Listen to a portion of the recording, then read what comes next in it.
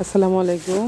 আজ আমি আপনাদের সহজ একটা রেসিপি দেখাবো, যেটা এখন মানুষ খায় না, আগের দিনের মানুষ খুব খেত।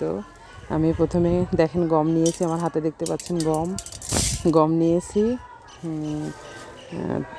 3 মুঠ পরিমাণ গম নিলাম। এটা এটা এবং কিছু পরিমাণ চাউল নিয়েছি একটা বাটিতে।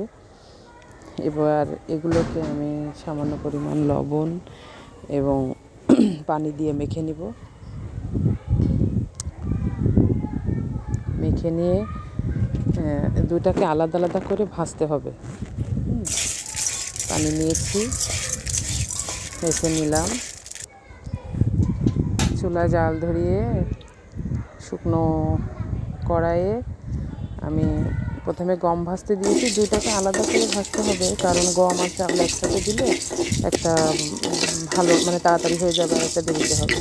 এই জন্য আমি আলাদা আলাদা করে দুইটাকে ভেজে নিচ্ছি।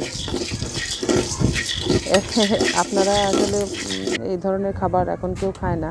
আগে আমরা 90-এর দশকের মানুষ এগুলো বেশ ভালো খেত।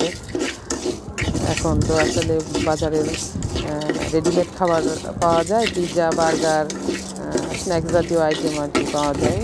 কিন্তু 90-এর দশকে আমরা এইগুলো খেয়ে অভ্যস্ত হচ্ছিলাম আর কি। একে একে আমি গম ভেজে রেখেছি, এবার চাউলটাও ভেজে নিলাম। এবার দুইটা একসাথে মিক্স করে নিচ্ছি। দেখেন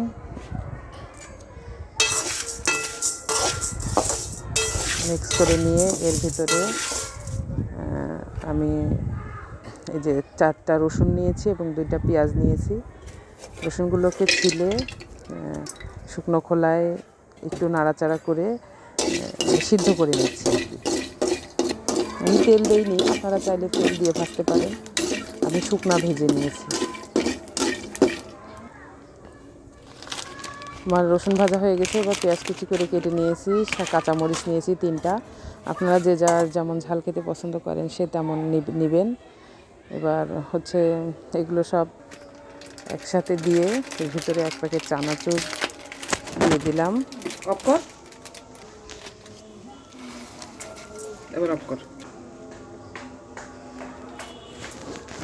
পেঁয়াজটাও ঢেলে দিলাম।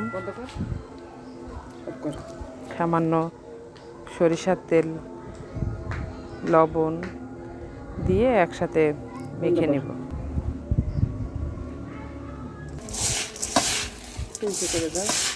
ভালো করে চটকে চটকে মেখে নিচ্ছি। খাবারটা দেখেন দেখতে তো খুবই লোভনীয় হয়েছে। আমার তো মাখাতে মাখাতে আসলে জিভে জল চলে আসছে।